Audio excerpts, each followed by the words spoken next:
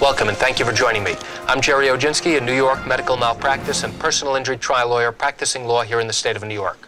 Today's video tip is something I want to address with you that's a common defense used by lawyers representing doctors and hospitals and people who are sued.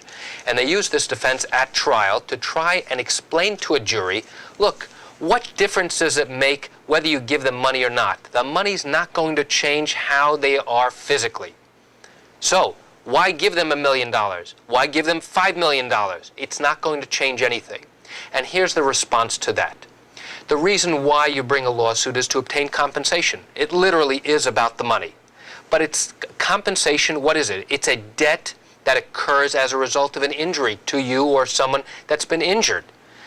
And it's a debt that must be repaid.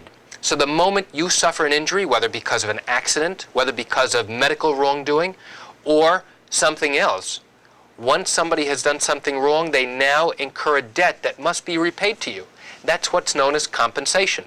So let's say, for example, hypothetically, that you owned a Picasso painting that was worth $5 million. That painting was destroyed, and now you go to the insurance company and say, look, this painting was $5 million, you have to pay me $5 million. And they will. Assuming you have an insurance policy for that amount, they are obligated to pay you the value of that painting. Let's say you owned a horse, and the horse suffered some type of injury, and it was valued at $10 million. Again, if the horse suffered an injury because of someone's wrongdoing, they are obligated to pay you the value of that. Now let's take a look at an injury that you have suffered.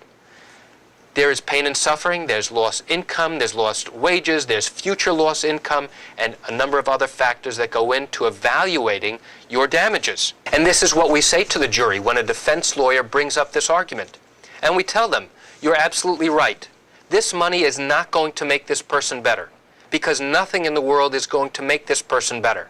You've caused an injury that caused permanent damage and permanent harm, and now this person is going to have to live with a disability for the rest of their entire life.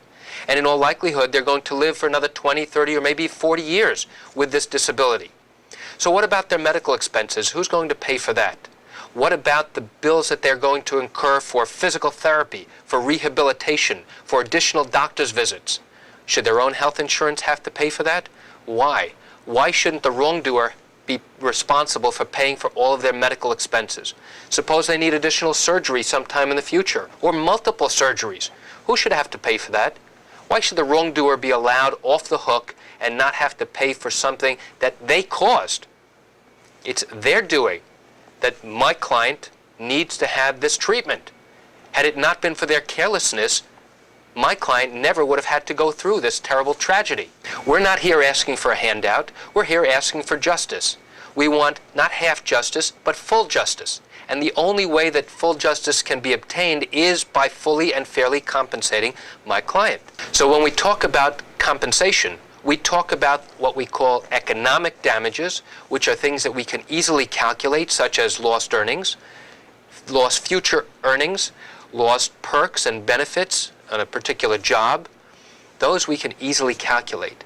But what about the things that we can't easily calculate? Something we call pain and suffering. That's very subjective, which means that there's no way to put a precise price on your pain and suffering. Why not? Because everybody's pain and suffering is different. You will deal with your pain differently than someone else. A 25-year-old is going to deal with pain differently than an 85-year-old. And the amount of medication that's needed and the amount of treatment or surgery that's needed for different injuries are different. So what will the compensation do? Compensation is going to allow that individual to live for the rest of their life knowing that their bills are going to be paid, knowing that if they need a particular device, let's say a wheelchair or some other orthopedic device or a prosthetic or a ramp going up to their home or modifications to their home because of their disability, that those items will be taken care of. Let's say that the person who's injured has children and this person can no longer work because of their disability. That money, that compensation, is going to help pay for their child's education, going to help pay when they go to college. It's going to help pay for their mortgage so that they don't get kicked out of their home with a disabled parent, knowing that they can't put food on the table for their family. These are the types of damages that we seek when someone has been injured through the fault of someone else. And that's what compensation is used for. It's not a lottery ticket, it's not a windfall, and it's not asking for sympathy. Asking for full and fair compensation. Nothing more, nothing less. And that's it for today's video tip. I want to thank you for joining me. I'm Jerry Oginski. Have a great day.